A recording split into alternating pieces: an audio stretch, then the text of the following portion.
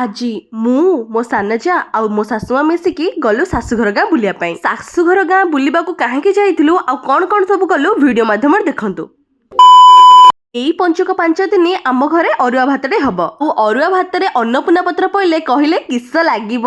ଆଉ ସେଇଥିପାଇଁ ବା ଆମେ ଶାଶୁ ବୋହୂ ମିଶିକି ଯାଇଥିଲୁ ଚୋରି କରିବା ପାଇଁ ବଡାପାଙ୍କ ବାରିରୁ। ସତ କହୁଛୁ କାହା ଦେହରେ ହାତ ନ ମାରି 4ଟା ମାତ୍ର ଅନ୍ନପୂର୍ଣ୍ଣା ପତ୍ର ଧରିକି ଆସିଛୁ। ଆଉ ମତେ ସବୁବେଳେ ଅରୁଆ ଭାତ ଡାଲମା ସହିତ ଚିପ୍ସ ଟିକେ ଖାଇବାକୁ ଭାରି ଭଲ ଲାଗେ। ସେଥିପାଇଁ ଭେରାଇଟି ପ୍ରକାର ପରିବାକୁ ସବୁ କାଟି କୁଟି ଦେଇଥିଲି। ଯେମିତି କି କୋବି, ପୋଟଳ, ଭେଣ୍ଡି ଆଉ ଆଳୁ। ବେସନ କର୍ନଫ୍ଲୋର ପକେଇକି ଟିକେ ଗୋଳା ଗୋଳି କରିକି ବଢିଆ ସେ କ୍ରିସ୍ପି କରିକିନା ଛାଣି ଦେଇଥିଲି। ତାପରେ ଆମର କୁରକୁରି, ମୁରମୁରି, ପୁରପୁରି, କୁରକୁରି ସବୁ ଚିପ୍ସ ବନିଗଲା।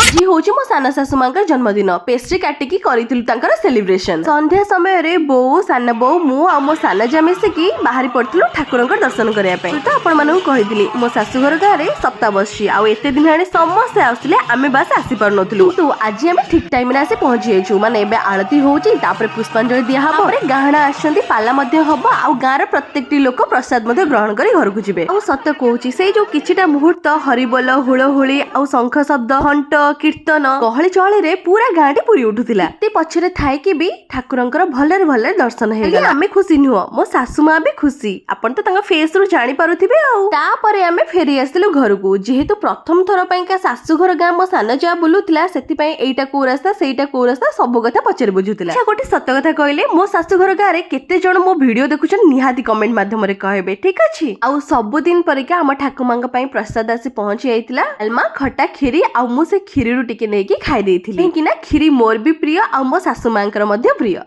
ଜୟ ଜଗନ୍ନାଥ।